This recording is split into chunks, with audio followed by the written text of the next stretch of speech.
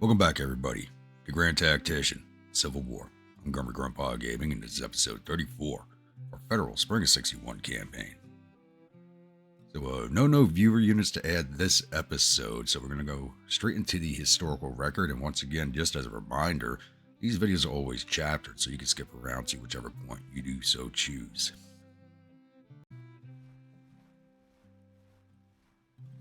An article from the Grumpy Times, dated 8 September 1863, Tuesday morning edition.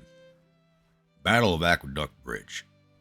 Not even 4 hours after fighting the Army of Virginia, with the 4th Corps losing one of its eyes and ears, the Cavalry Brigade, Carroll's dog foxes, and a few good officers.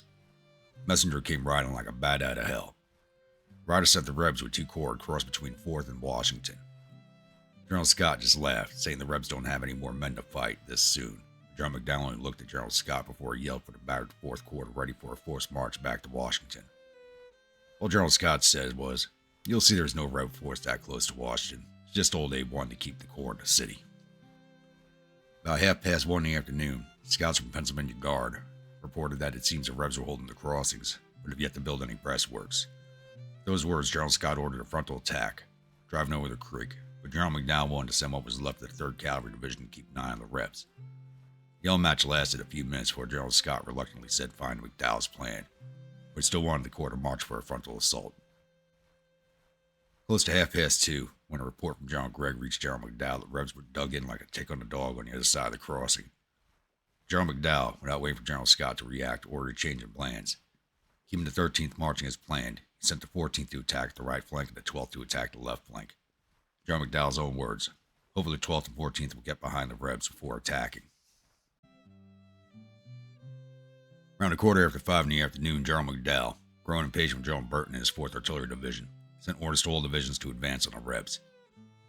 By 6:15 in the evening, with the sun fastly setting, the sound of shots could be heard off in the distance. It wasn't until after the battle, told Colonel Cameron, found out the brigade they fired at thought they were the reinforcements.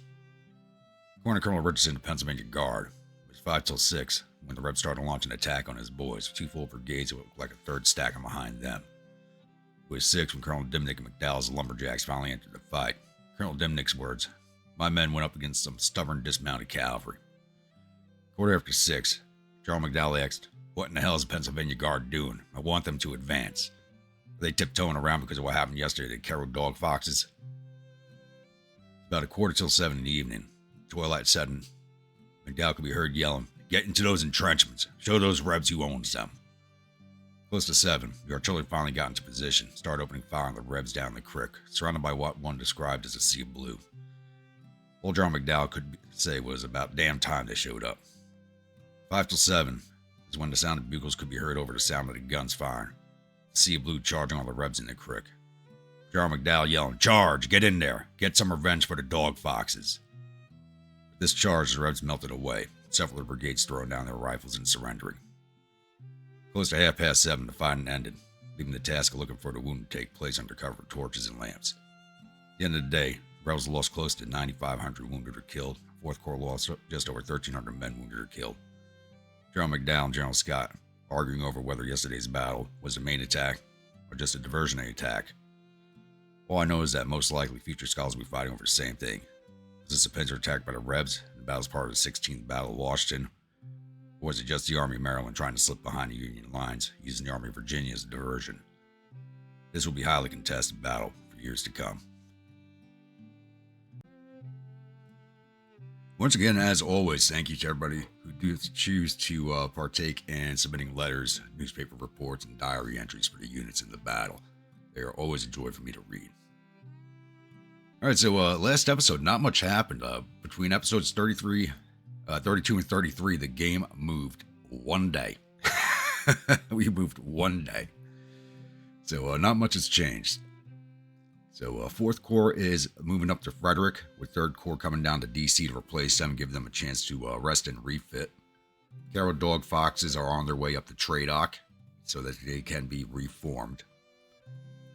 1st Corps is still waiting for the transfer of 1 brigade into it before I start moving them against the rebel forces down here in Illinois, Indiana, and Missouri.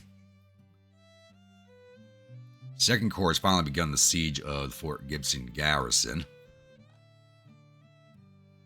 And 5th Corps still on its way to Fort Smith. Once these 2 corps are in place, we should have all the rebel forces here in the Indian Territory completely locked down.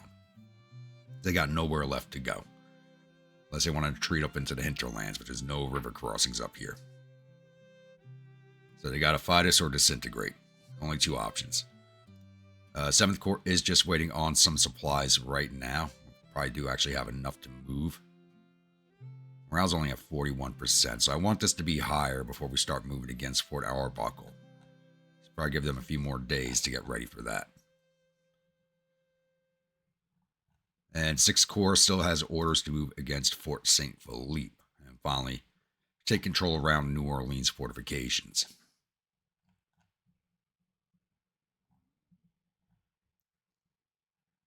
And it looks like the bombardment of Fort McAllister is finished. Is that still going on? Nope, that's done. I have to send you boys back to get a refit. And Mississippi River Squadron is still waiting on the ships that I ordered for it. So the riverboats are 75% complete, and the ironclads for the North Atlantic Fleet are 40% complete. I think that covers everything for now, so I'll be back with the next major incident. Well, it's now September 19th, and 1st Corps finally got its transfers in, and I had them moving down to Evansville, Indiana to resecure that city from the rebels, and we have run into Lawton's Corps from the Army of Kentucky.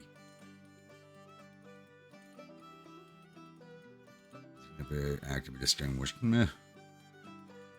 Thing is, this is 1st Corps' first battle. It's 1863, so we're bringing 18,948 infantry, 2,400 cavalry, 32 guns. There are 19,935 infantry, 0 cavalry, and 46 guns.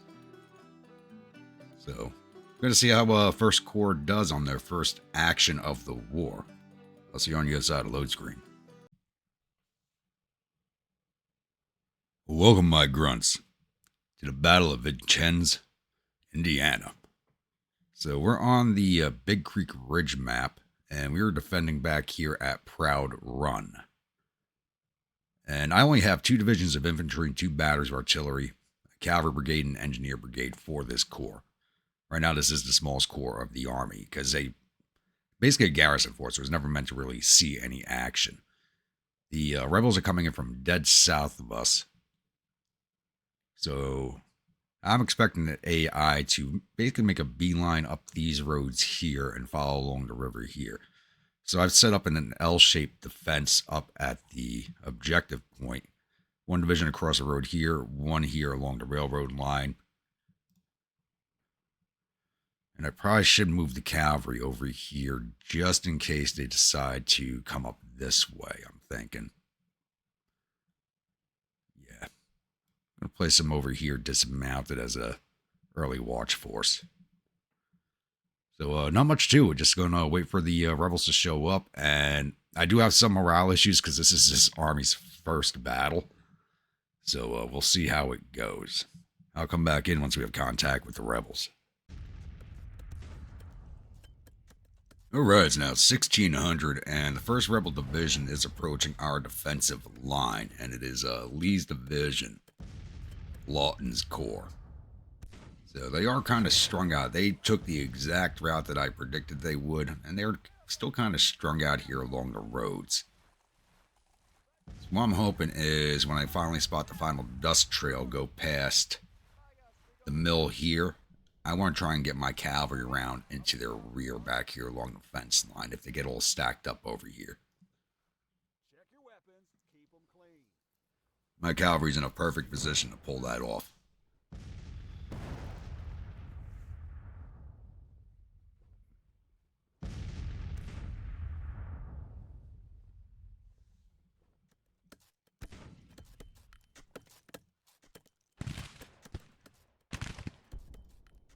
And is the 7th Infantry Division that's holding the main line here.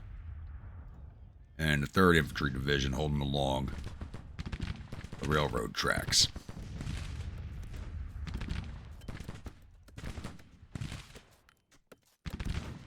And they are supported by the 6th Artillery Division, which is only 2 batteries.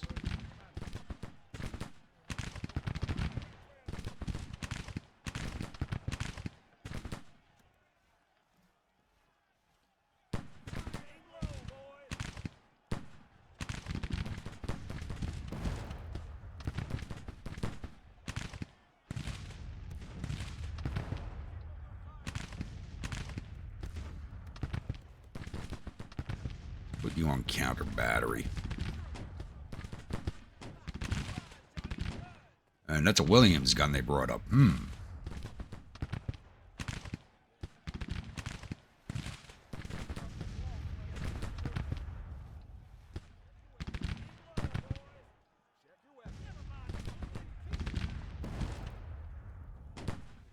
Oh, their morale is not good. They're getting ready to break already.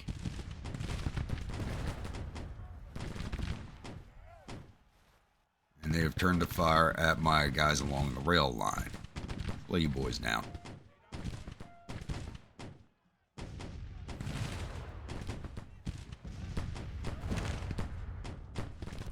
Coming up next, Fields Division.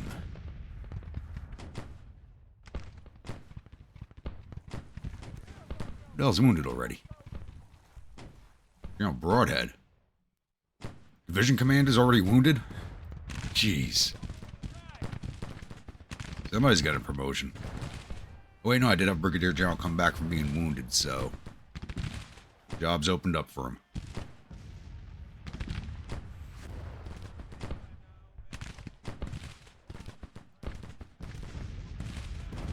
What, 3rd Pennsylvania, kick out some skirmishers.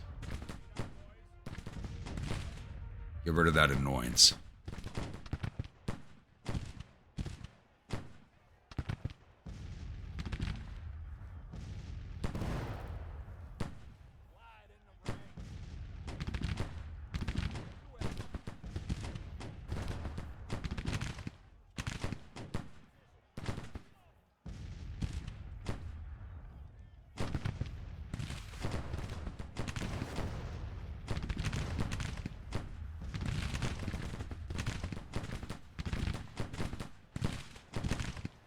There we go, lay those boys down.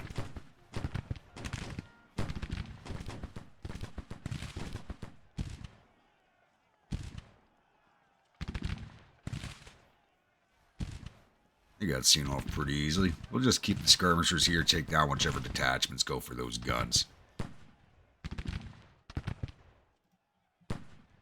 Boys, you go back to fire at will.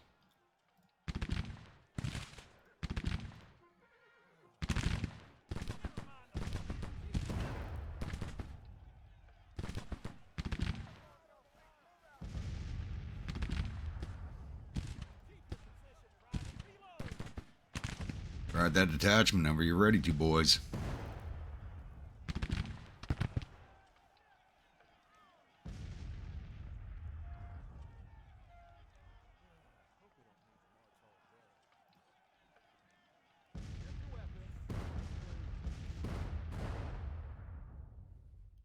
Tennesseans are doing some damage.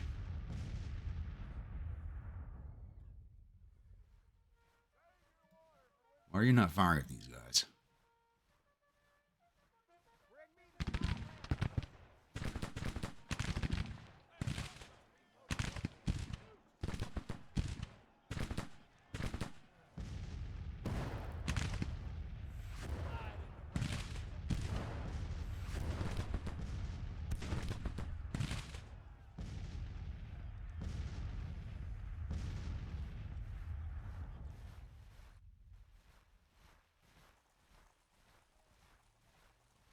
Whiting's division. This might be the last of them passing by now.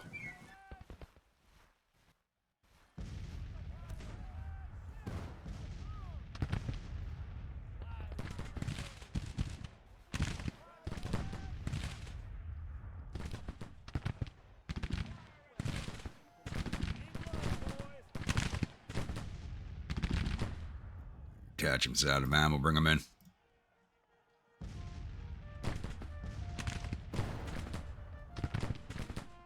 Back all the skirmishers. Let's see if we can't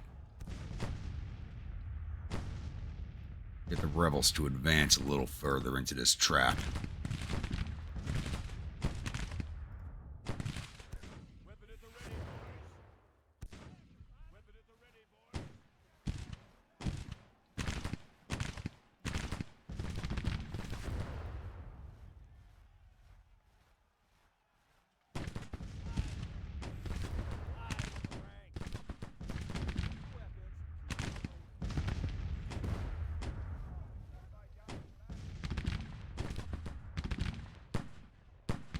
Williams, give me some skirmishers.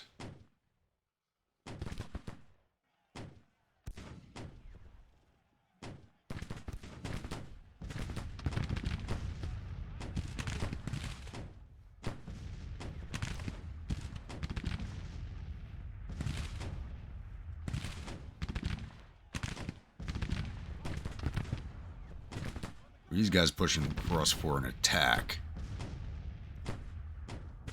You want to recall your skirmishers. I'm gonna have the brigades take them down main line. It's gonna stay stuck down here. This is a possibility.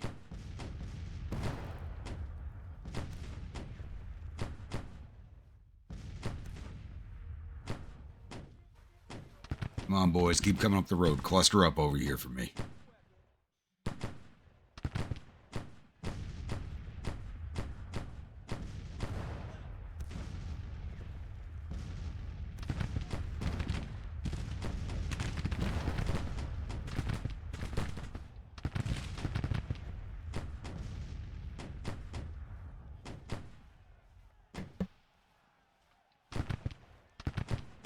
Oh, if anybody's wondering what today's battle brew is, it is coffee with a bit of Irish in it.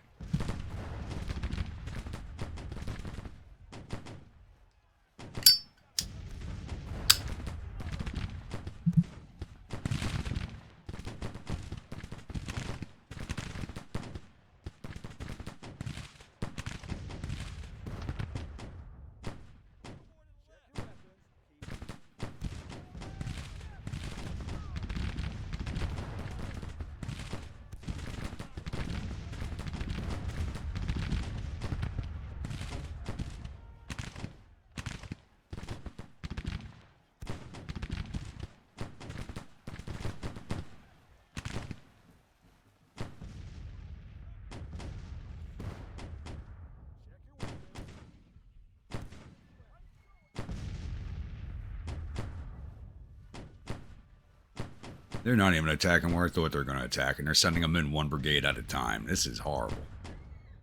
Check your weapons. Check your weapons.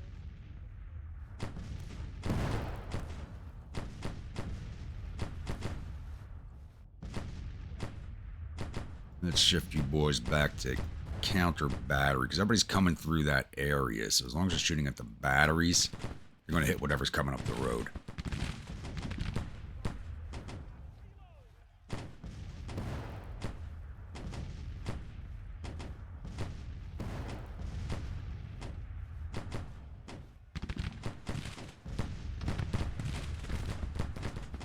I don't know what the hell they're doing over here. This is no sense.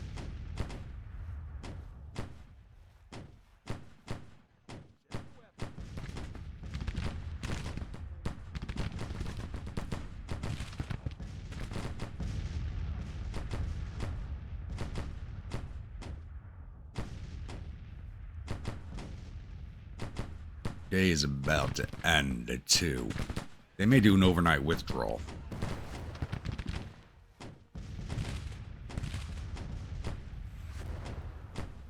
They're going to feed them in piecemeal like this. We're just going to break their morale before anything really happens. Yeah, and here comes another brigade.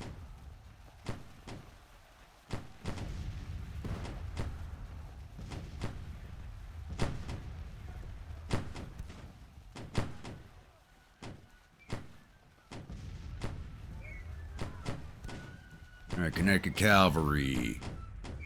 Get back here, please.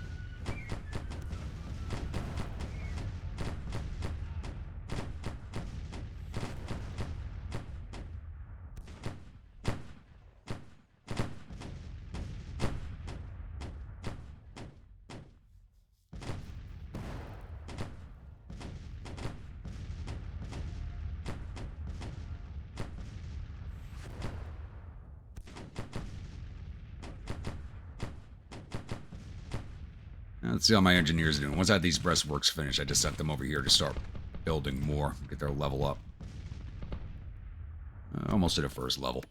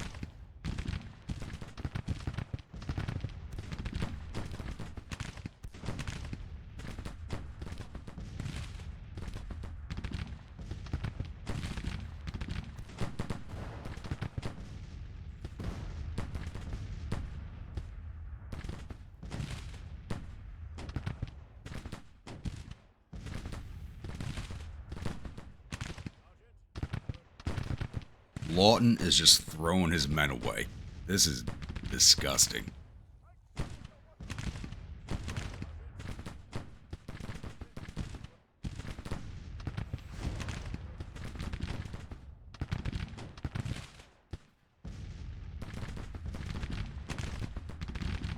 Another brigade.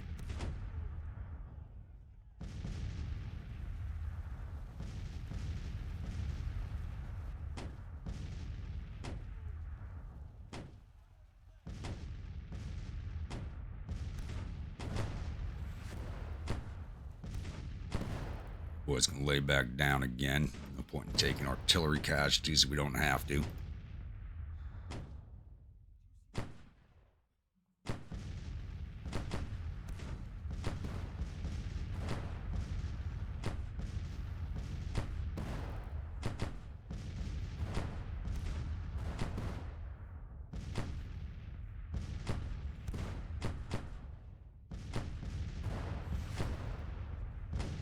The Whiting's division is still coming up the road, so probably going to send these boys in next to the onto self-deletion.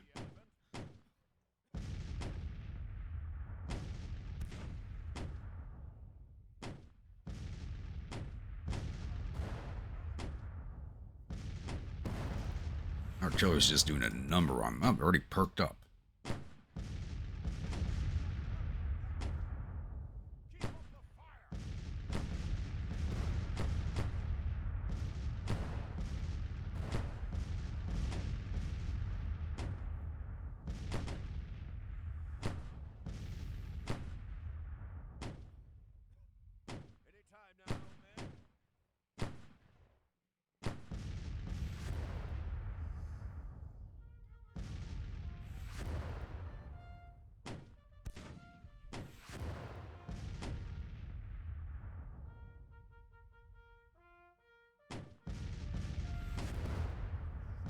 I think we break one or two more brigades, and that's it. This is over.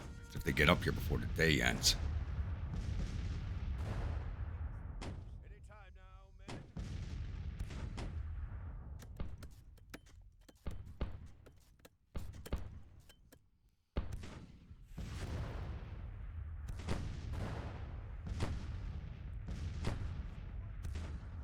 And here comes another one.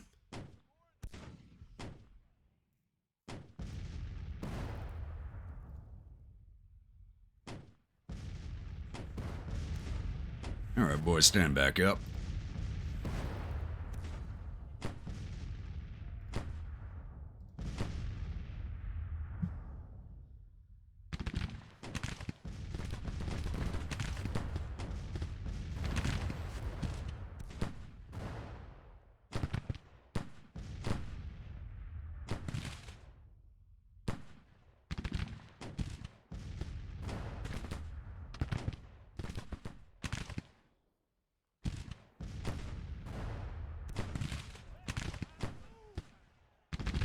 Here you go. I was wondering when they're going to start firing.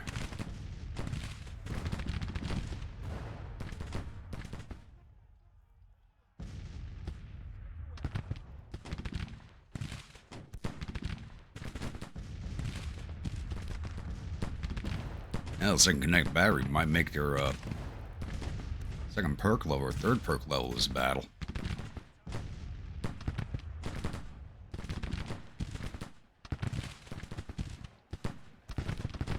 Cavalry's in position. Let's go, boys.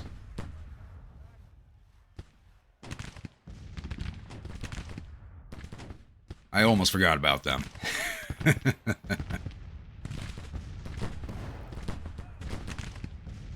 I'm actually glad I remembered to go into the settings and turn up the unit sizes after last night's stream. I almost forgot to fix that. That was an insane battle last night.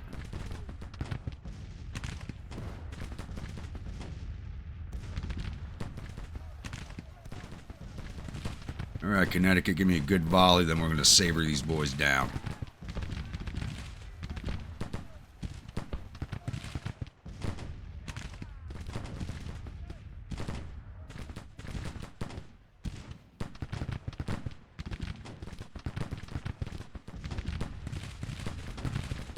Here we go.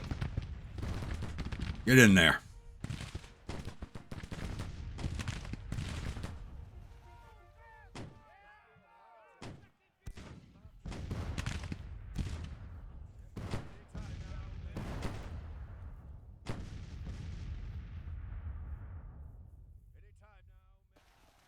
That brigade's broken.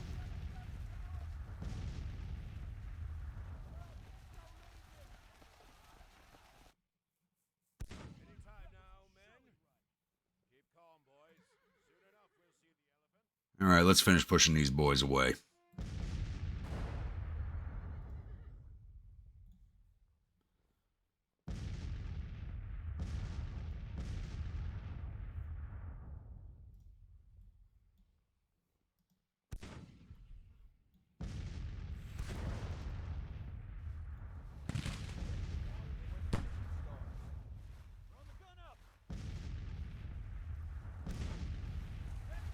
He keeps reforming. I hope they don't break the Connecticut cavalry with that crap. And they are starting to withdraw. We are not letting them get away that easy.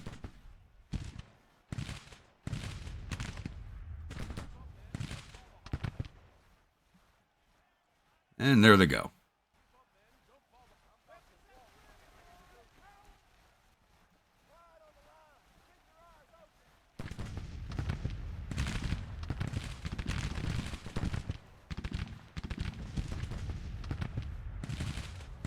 Go break that brigade.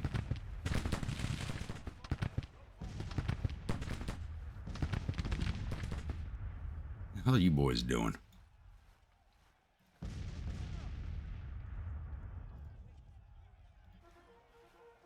Tennessee, stay on Parsons Brigade.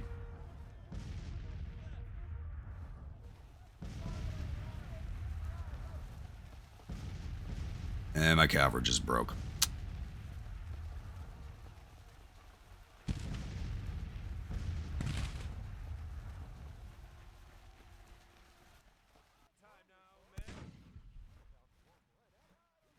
Work your way back this way, please, gentlemen.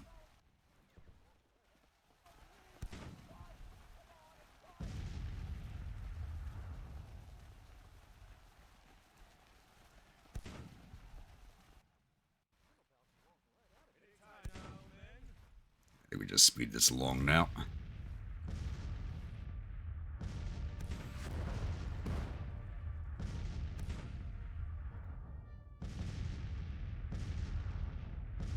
Looks like we just captured ourselves a bunch of Williams guns. Not going to use them, but we'll make a nice museum piece somewhere.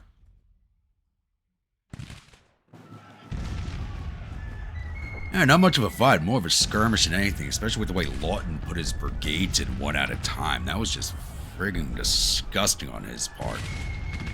Now, no, 3,000 of his 19,000 infantry. We got all 50 of his guns. Total loss of 3,300 or 20,000 men. We lost 163 of our 18,944 infantry, 159 of our 2,400 cavalry. Somehow we lost one of our guns. Total loss of 336 of our 21,830 men. Yeah.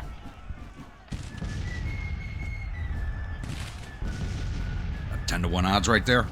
Jeez. That's disgusting. Let's say this real fast and go through the paperwork.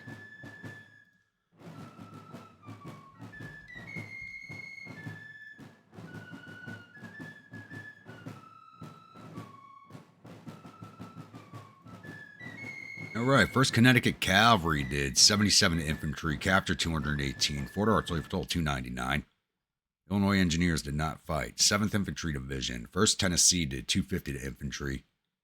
2nd Kentucky didn't get anything in. Missouri Brigade did 6 to infantry.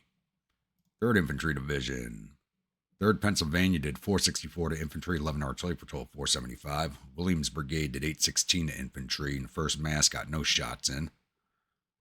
And 6th Artillery Division, 2nd Connecticut Battery did 659 to infantry, 392 to Artillery Patrol, 1,069. Wow. 2nd Connecticut Battery ripped them to shreds. And 2nd Battery, Fort Pickens Garrison, did 451 to infantry, 6 to cav, 9 to Artillery Patrol, 466. 2nd Connecticut Battery definitely gets the Grumpy Silver approval for this battle. Damn. All right, we did lose one officer wounded. See if we got anybody from the rebels. Wounded Wilson. Wounded Field.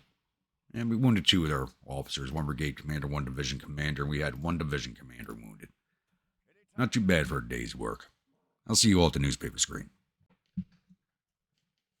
A victory at the skirmish of Vincennes. We're really not even going to call that a battle. That was more of a skirmish in the grand scheme of things. Germans reportedly suffered total casualty of 3,265 men. There are 826 killed and 633 captured. Our casualties total 336 men, with 101 killed, 38 missing, and the rest wounded. Captured 1,800 rifles and 20 guns from the field, and sent 649 soldiers into our catch and release program. And somehow, and he doesn't deserve this, Colonel Patrick, the commander of the Connecticut Cavalry, lost face, so I'm going to have to pull him out of command. Not happy about that, but it is what it is. He can't stay in command while he's defamed.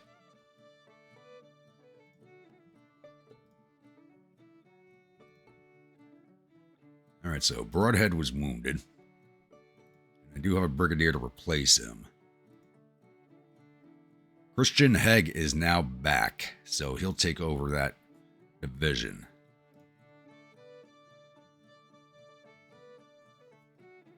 And Patrick, we got to replace you with a Connecticut man. And Tyler, you're an artilleryman, but you're a colonel, so you get the job. And Patrick, we're going to send you off to... Yeah, you can take over the Fort Larned Garrison.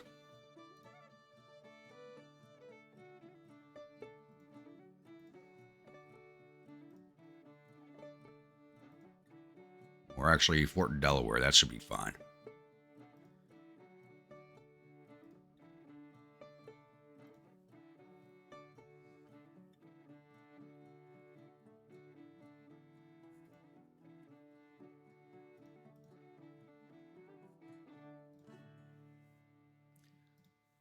Sorry, Colonel Patrick, it is what it is. Can't keep you in command. Nice, easy battle for First Corps' first fight.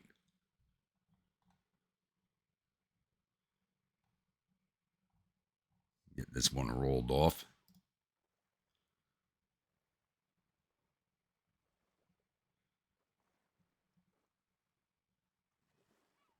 That should have rolled off already. Wasn't an overnight battle. There it goes.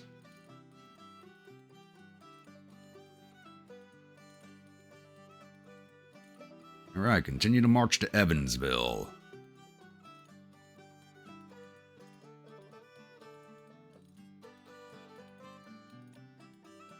All right, in other news, we did take all of the forts. Fort Gibson has fallen, Fort Smith has fallen, and Fort St. Philippe has fallen. All 3 fell on the same exact day, amazingly enough. All 3 on the same day. So I have moved 5th Corps into a I'm tongue-tied. Moved 5th Corps into a blocking position right here at this crossroads. 2nd Corps is now on its way to its winter encampment at Mount Vernon and across from Memphis, Tennessee. 7th Corps is now besieging Fort Arbuckle. And we did take another fort on the East Coast. We now control Fort McAllister south of Savannah. And the Gulf Squadron has finished its refit and it's on its way back up to take on Fort Pulaski outside of Savannah. So things are moving apace. Looks like we're picking up some steam again. And we're going to move 6th Corps. I want to keep them in New Orleans, but I don't have a supply depot here. But it looks like they're getting plenty. Now we have Fort St. Philippe. There should be no supply issues whatsoever. So I think I can leave them there. I'll empty out this depot over here at Baton Rouge. Just in case the rebels come down, I don't want them to have free supplies from me.